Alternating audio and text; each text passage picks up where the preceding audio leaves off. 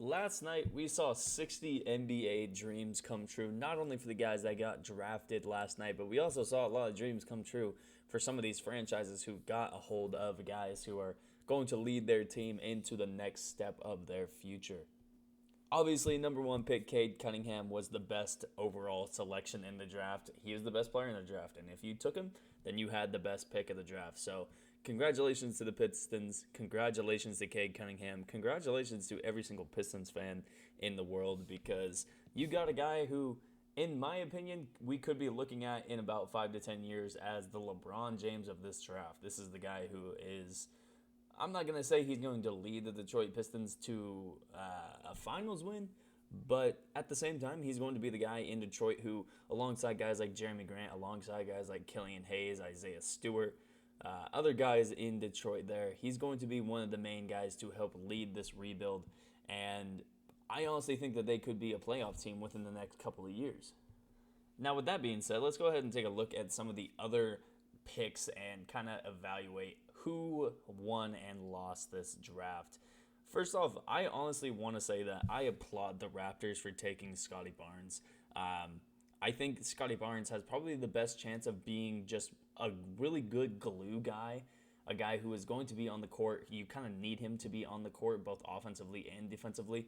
I think it kind of signals the end. I know I don't really like listening to anything Kendrick Perkins says on TV, but at the same time, he did bring up a good point that, this could mean something about Pascal Siakam that we don't quite know yet. I don't really think that Toronto wants to get rid of Pascal Siakam just because he's kind of been a homegrown, not homegrown, but in franchise grown guy who was in the G League. He became an All Star, became a champion. And I don't think they really want to get rid of him. I think this more signals an end to OG Anunoby in terms of just looking at him as the next franchise cornerstone. I think with this pick, OG can just kind of sit back a little bit and kind of just take it one day at a time, one game at a time, instead of just trying to be the franchise cornerstone like he was kind of drafted to be. Scotty Barnes can kind of take a little bit of the load off of OG Anunoby and Pascal Siakam for that matter. And the truth of the matter is, for Toronto, they don't really have the talent, enough talent to be saying they're just going to get rid of Pascal Siakam and just keep it pushing because they're probably losing Kyle Lowry. And if they lose Kyle Lowry, their best players left are Pascal, Fred VanVleet, Scotty Barnes. Now, they don't have a lot of. They're probably not going to be towards the top of the standings next year. So this is a really good pick for Toronto. The Rockets getting Jalen Green, a lot of people are saying that, he's the replacement to James Harden. I wouldn't really say that. I think he just is going to be a really good player for the Houston Rockets for about 5 to 10 years. Now, I don't necessarily think he's going to be like a championship type player for Houston, but that is perfectly fine. Like what the Houston Rockets need right now, they just came off almost a decade long stretch where they were basically Western Conference Finals, almost write-ins with alongside the Golden State Warriors. When they had James Harden running it in Houston there, when they had Russell Westbrook, or when they had Chris Paul, or when they had Dwight Howard, they were always in the mix to win the Western Conference.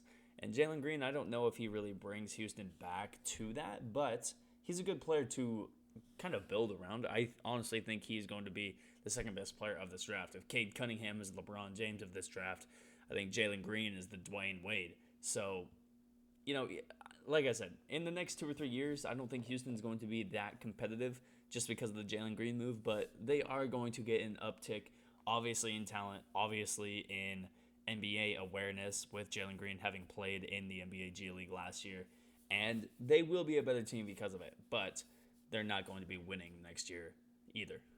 With the Toronto Raptors taking Scotty Barnes at 4, the Orlando Magic kind of lucked out and they were able to get one of the best players in the draft, in my opinion, in Jalen Suggs.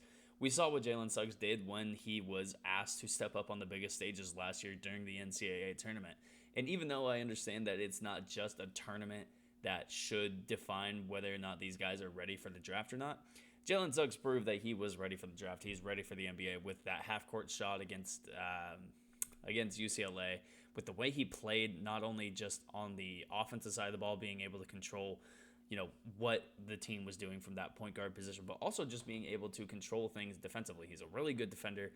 Not a lot of guys are able to get past him, and even when someone gets past him, he's able to make chase down blocks. He's able to do things defensively that not a lot of guys in this draft are able to do at that guard position. So I really like what Orlando did getting Jalen Suggs.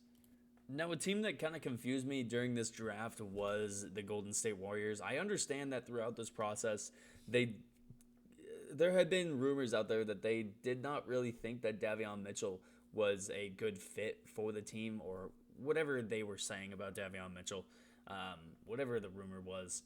I don't understand how he does not get taken here with this pick, though. I get that Jonathan Kuminga is going to be a good player. I get that Draymond Green was lobbying for the Golden State Warriors to take Jonathan Kuminga, but at the same time, Davion Mitchell was available. I think that Franz Wagner is going to be a decent big man in today's NBA. James Bouknight was still available. Moses Moody, who they ended up getting at 14, so that's not really that big of a deal, but you almost could be like, well, if they wanted Moody, why not just take him at 7 when Kuminga, even though he probably wouldn't be there at 14, I just don't know what Kuminga is going to do for this team, because if you look at the starting lineup, it's going to be Steph, it's going to be Clay, it's going to be Wiggins, Draymond, James Wiseman. Now, off the bench, they still already have guys like Kevon Looney, he's only 25, Jordan Poole, who's only 22. Eric Pascal is still only 24. I think we forget about Eric Pascal. Juan Toscano Anderson, still only 28. They still have other guys like Damian Lee, Michael Mulder, Alan Smailagic. They have a lot of guys already on this team, and I honestly would not be surprised if Jonathan Kuminga struggles to be able to get minutes in his rookie season. So I think, at least in this first 10, this was probably the worst pick, tied with the Thunder taking Josh Giddey, who I don't even want to get into. I don't even want to get into that pick. The team that I think, actually the two teams that I think had probably the best lottery smarts to them, and I'm actually going to include another team that wasn't in the lottery, but I just really liked their pick. The Kings getting Davion Mitchell. I understand that he's going to Sacramento, and his career is probably going to get ruined because the Kings are just terrible. But I think Davion Mitchell brings something to Sacramento that hasn't been there before. Or not before, but hasn't been there in a minute. De'Aaron Fox and Buddy Hield and Tyrese Halliburton are there. They're the three core guys, alongside Marvin Bagley if he gets it figured out, alongside Harrison Barnes, alongside some other guys there in Sacramento. I think Davion Mitchell comes in and he's not going to have any issues fitting in terms of a work ethic standpoint. And I think Sacramento is going to embrace him for that. Now, with that being said, are him and Tyrese Halliburton probably the future of the team? Yes. But I don't know if right now trading someone like De'Aaron Fox or Buddy Hield makes sense, because right now that four core at the guard position could honestly kill teams. You still have two guys like De'Aaron Fox and Tyrese Halliburton who are able to move the ball up and down the court with ease. You have guys like Buddy Hield and Davion Mitchell who do need the ball in their hands at some point, but they're able to move off the ball as well. So I think those four are going to be able to kill it as soon as they step on the court together. The next guy that I want to talk about is this James Bouknight for the Charlotte Hornets. Charlotte really needed another guy to be able to score the ball and be able to do things with the ball, not like LaMelo Ball, but kind of just take the load off of him. If you look at what the Charlotte Hornets did through a majority of last season, they kind of bailed themselves out with Malik Monk just like scoring 30 points every other night. Not every other night, but you know what I mean, when Malik Monk would just go off for like 6 or 7 threes in a game. A lot of it has just to do with, not luck, but a lot of it is just like Malik Monk takes some contestant threes and makes them from time to time. James Bouknight, I think, gives them a better option to just say, hey, get us 8 to 10 points. Easy. Just get us some 8 to 10 points. You know, whether it's a pull-up, whether it's a three, whether it's a drive to the basket. I think James Bouknight is going to be a perfect player for the Charlotte Hornets. With all that being said, that's going to be the video for me. I hope you all enjoyed it. If you did, make sure you leave a like. If you didn't, make sure you leave a dislike. Any feedback from you at this point is much appreciated. And I'll see you in the next video. Peace.